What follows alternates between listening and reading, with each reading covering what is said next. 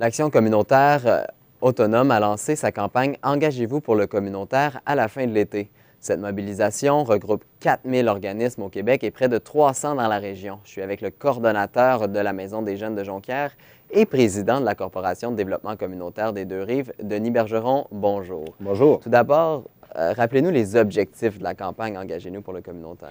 Bien, engagez-vous pour le communautaire, comme tu l'as dit tout à l'heure, c'est 4000 organismes qui œuvrent un peu partout au Québec, dans différents domaines.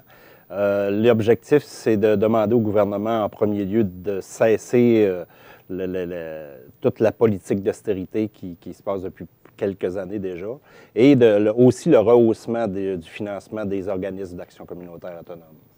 Et là, que pensez-vous de la loi qui avait été adoptée en 2001 qui engageait le gouvernement à reconnaître les organismes communautaires? Est-ce que...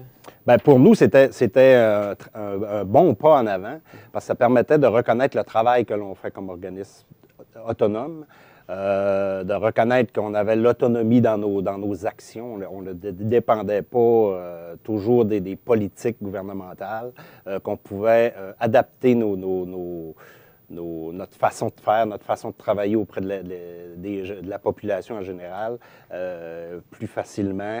Et puis, on reconnaissait tous les critères aussi de l'autonomie des organismes. Vous êtes à une certaine reconnaissance. Est-ce que les organismes communautaires, c'est quelque chose qui est connu de la population?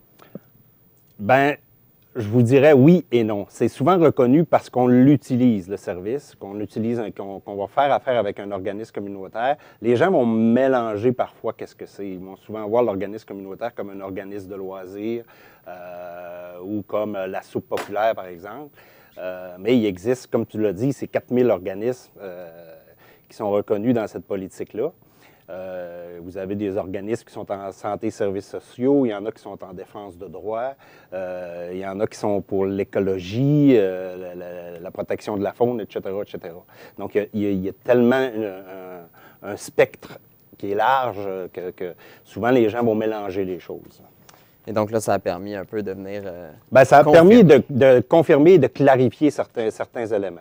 Il y avait aussi dans cette politique-là une reconnaissance du travail qu'on faisait et il devait suivre avec cette reconnaissance-là aussi les subventions qui viennent avec aussi. Là. Et là, donc, vous réclamez 475 millions de dollars annuels. Oui. À quoi ça servirait exactement? Bien, c'est pour l'ensemble des organismes. Ça paraît énorme, 475 millions, mais c'est moins d'1% du budget de la province. C'est même 0,7 si on veut être plus précis. C'est sûr que ça permettrait justement d'améliorer les conditions qu'on a pour travailler auprès des gens que l'on dessert. Je ne vous cacherai pas que c'est pas... on n'a pas les niveaux de salaire de quelqu'un qui travaille pour une usine ou quoi que ce soit d'autre. Souvent, on a beaucoup de roulement de personnel parce qu'on ne peut pas offrir des conditions de travail qui sont souvent adéquates. Il y a beaucoup de personnes, beaucoup d'organismes communautaires où les gens vont travailler sous le seuil de la pauvreté. Alors, comme je vous disais, le roulement de personnel fait en sorte qu'on est toujours en démarche de financement. On est toujours en recherche d'argent pour pouvoir desservir la population en général. Ça doit faire partie quelque part des revendications? Oui, c'est une des revendications d'ailleurs, de pouvoir soutenir la subvention de base.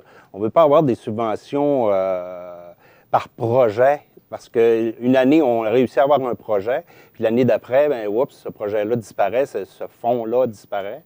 On veut pouvoir avoir au moins un fonctionnement de base adéquat pour pouvoir ensuite développer des projets auprès de la population. Et puis ça, c'est une grande part là, de la demande des revendications. Et donc là, il y a eu un mouvement. Oui. Vous avez eu des rencontres, vous avez eu des retours, j'imagine, sur la situation. Qu'est-ce qu'on retient? Pour la mobilisation? Oui, pour la mobilisation. Par rapport à la mobilisation de novembre dernier, il y a eu une bonne participation partout au Québec. Il y a 1200 organismes qui se sont inscrits, mais il y en a eu beaucoup plus que ça qui ont participé aux différentes étapes de la mobilisation. C'est parfois difficile de faire une grève, entre guillemets, un arrêt de service. pour les organismes communautaires, parce que si nous, on ferme, ben, c'est la population directement qui est touchée. Alors, on a souvent, faut souvent jongler avec ce terme-là et ces actions-là. Mais par contre, il y a eu quand même un mouvement qui a été général partout en Ça s'est province. rendu au gouvernement? Ça s'est rendu au gouvernement la journée du 8, je crois. 8 novembre, il y a eu je ne sais pas comment est-ce qu'on appelle ça, là. Ça a été emmené directement au gouvernement, voyons, là, je cherche mes termes. Au provincial? Au provincial, oui, à la Chambre des communes. OK. Puis ça a été adopté unanimement, là, une résolution pour la reconnaissance de l'action communautaire. Maintenant, c'est de voir qu'est-ce que ça peut donner par la suite. Là, mais, Est-ce que pour vous, c'est positif? Bien, pour nous, c'est positif parce que ça confirme cette reconnaissance-là du travail que les organismes font. Donc, pour nous, oui, c'est positif. Et quand c'est unanime comme ça, bien, je ne pense pas qu'aucun gouvernement va dire que les organismes communautaires, ils n'ont pas leur place ou ils n'ont pas leur raison d'être. Je pense que tout le monde est conscient de cette partie-là. Maintenant, c'est d'aller un petit peu plus loin que ça. Et donc, rapidement, en terminant, j'aimerais, il y a une journée qui s'en vient le 6 février. Oui. Bien sûr, ça va être quoi exactement, rapidement? Je ne peux pas vous le dire parce que maintenant, c'est en train de se travailler au niveau du provincial, mais ça va être des actions ça va être une action qui va être commune, là. Ça ne se passera pas nécessairement dans les régions. Merci beaucoup. De rien. Alors, quant à vous à la maison, merci beaucoup. J'ai eu le plaisir de m'entretenir avec le président de la Corporation de développement communautaire des Deux-Rives, Denis Bergeron. Merci beaucoup.